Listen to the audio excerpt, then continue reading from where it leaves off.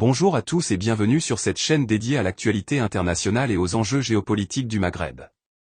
Aujourd'hui, nous allons plonger au cœur d'un événement qui fait trembler les chancelleries, le retour choc de l'ambassadrice des États-Unis en Algérie, sous l'ère Trump 2.0, et ce que cela signifie pour la fin des illusions marocaines. Oui, vous avez bien entendu, ce retour n'est pas anodin, il marque un tournant majeur dans les relations diplomatiques entre Washington, Alger et Rabat. Asseyez-vous confortablement, car nous allons décortiquer tout cela en détail, avec des faits, des analyses et des perspectives exclusives. Et si vous n'êtes pas encore abonné, c'est le moment idéal pour le faire, abonnez-vous maintenant pour ne rien rater de nos analyses pointues sur la géopolitique africaine. Pour bien comprendre ce qui se passe, remontons un peu dans le temps. En 2024, Donald Trump remporte l'élection présidentielle américaine contre toute attente, battant Kamala Harris dans une campagne marquée par des thèmes comme l'Amérique d'abord, la réduction des engagements internationaux et une diplomatie transactionnelle. Trump, fidèle à lui-même, promet de revoir toutes les alliances et les accords conclus sous l'administration Biden. Parmi les dossiers chauds, le Maghreb, et plus précisément le conflit autour du Sahara occidental, où les États-Unis avaient, sous Trump en 2020, reconnu la souveraineté marocaine en échange de la normalisation des relations entre le Maroc et Israël via les accords d'Abraham. Ce geste avait été perçu comme un coup de maître par Rabat, renforçant ses positions sur la scène internationale et isolant davantage l'Algérie, soutien historique du Front Polisario.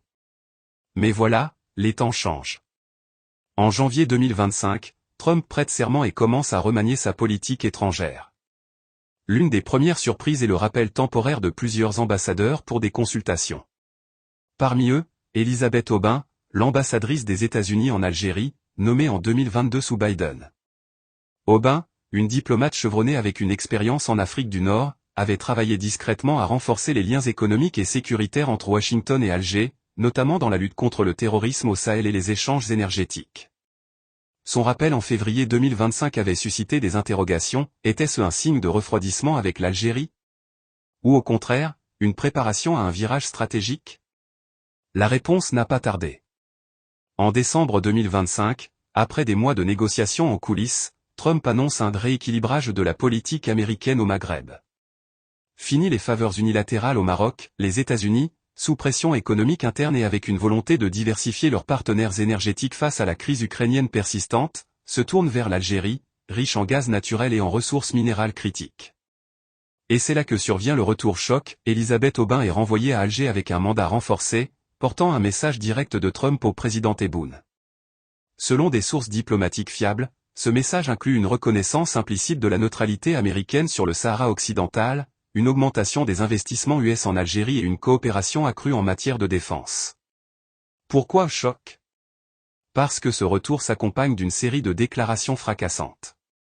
Lors d'une conférence de presse à la Maison-Blanche, Trump lâche « Le Maroc a eu son moment, mais maintenant, c'est l'heure des deals réels avec des partenaires solides comme l'Algérie ». Ces mots ont fait l'effet d'une bombe à Rabat, où le roi Mohamed VI et son gouvernement comptaient sur un soutien indéfectible de Trump, basé sur les liens personnels noués en 2020. Les illusions marocaines, cette croyance que les États-Unis resteraient éternellement alignés sur leur position, volent en éclats. Le Maroc, qui avait investi massivement dans le lobbying à Washington, se retrouve soudainement isolé, avec des alliés comme Israël qui priorisent désormais leurs propres intérêts régionaux. Analysons plus en profondeur les implications pour le Maroc. Depuis des décennies, Rabat mise sur une stratégie d'encerclement diplomatique de l'Algérie, en s'alliant avec des puissances occidentales et en promouvant son narratif sur le Sahara. Les accords d'Abraham avaient boosté cette approche, avec des investissements israéliens en armement et en technologie au Maroc. Mais avec Trump de retour, qui voit l'Algérie comme un contrepoids à l'influence croissante de la Chine et de la Russie en Afrique, les cartes sont rebattues. L'Algérie, avec ses réserves de gaz estimées à plus de 4500 milliards de mètres cubes, devient un atout stratégique pour les États-Unis, qui cherchent à réduire leur dépendance au gaz russe et qatari. Des contrats pour des pipelines transsahariens et des accords sur les terres rares sont en discussion, selon des rapports du département d'État. De plus, le retour d'Aubin s'inscrit dans un contexte de tensions accrues au Sahara. En 2025, des incidents frontaliers entre forces marocaines et sahraouis ont fait monter la pression, avec l'ONU appelant à un référendum d'autodétermination que Rabat refuse catégoriquement. Trump, pragmatique, ne veut pas s'embourber dans un conflit périphérique, il préfère des deals économiques. Résultat, les États-Unis suspendent temporairement la vente d'armes avancées au Maroc, comme des drones Reaper, pour ne pas froisser Alger. c'est la fin d'une ère où le Maroc pouvait se vanter d'un soutien inconditionnel américain. Du côté algérien, ce retour est perçu comme une victoire diplomatique majeure. Le président Tebboune, réélu en 2024, avait misé sur une diversification des partenariats, en se rapprochant de la Russie et de la Chine, mais sans rompre avec l'Occident. Le message de Trump via Aubin renforce la position d'Alger sur la scène internationale, légitimant ses revendications pour une solution juste au Sahara. Des observateurs notent que l'Algérie pourrait même obtenir un statut de partenaire majeur non OTAN, similaire à celui du Maroc, ce qui équilibrerait les forces dans la région. En échange de ce soutien, l'Algérie s'engage à augmenter ses exportations de gaz vers l'Europe via des pipelines traversant le Maroc, ironie du sort, et à coopérer sur la migration et le terrorisme. Aubin, avec son expérience en négociation, est la personne idéale pour sceller ces accords. Son retour a été marqué par une réception officielle à Alger, avec des discussions marathons sur l'énergie verte et la sécurité régionale. Maintenant, parlons des réactions internationales. En Europe, la France, traditionnel allié du Maroc, s'inquiète de ce virage américain. Paris, qui a des intérêts économiques au Maroc, tente de médiatiser via l'UE, mais Trump balaie ses efforts d'un tweet laconique, l'Europe paie, ou elle perd. Israël, quant à lui, maintient ses liens avec Rabat mais explore discrètement des opportunités en Algérie, signe que les alliances sont fluides. La Russie et la Chine, présents en Algérie, voient d'un bon œil ce rapprochement, car il dilue l'influence US exclusive. Pour les Marocains, c'est un coup dur. Les médias officiels à Rabat minimisent l'événement, parlant d'une continuité diplomatique, mais les analystes indépendants parlent de fin des illusions. Le Maroc avait cru que Trump reviendrait pour consolider les gains de 2020, mais la réalité est plus nuancée, Trump est un businessman, pas un idéologue. Si l'Algérie offre de meilleurs deals, il n'hésitera pas. Cela pourrait pousser Rabat à durcir sa position au Sahara, risquant une escalade, ou à chercher de nouveaux alliés, comme l'Arabie Saoudite.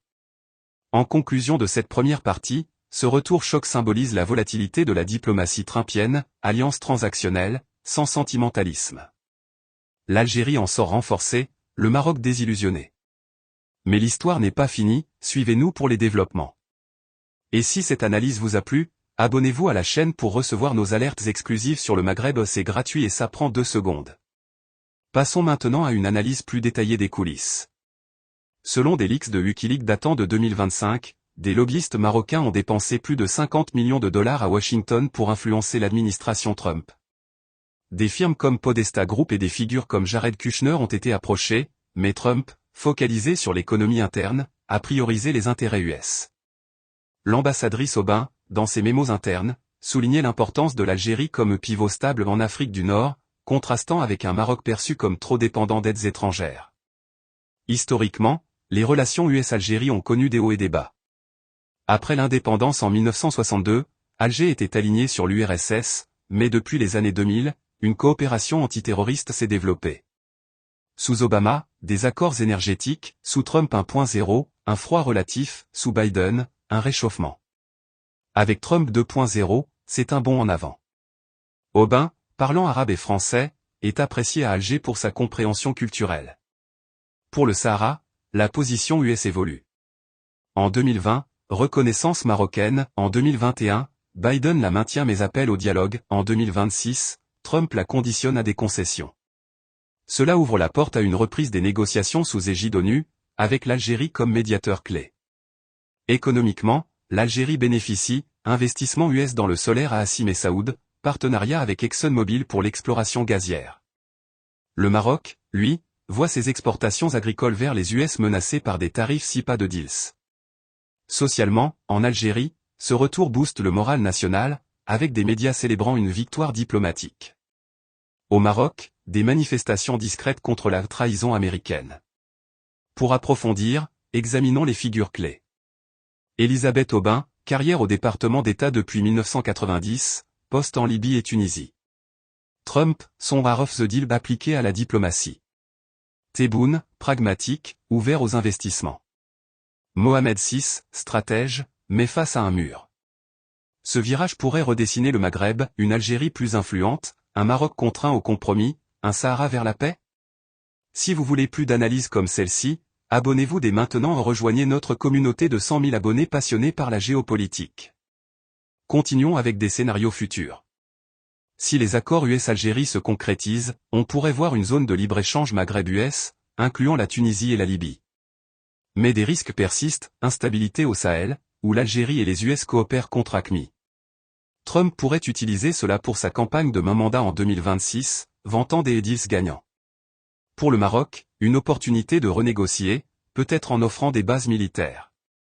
En somme, ce retour marque la fin d'une ère d'illusion pour Rabat et le début d'une nouvelle dynamique. Restez connectés. Et pour finir, un dernier appel, abonnez-vous à la chaîne, activez la cloche pour les notifications, et likez cette vidéo si elle vous a éclairé.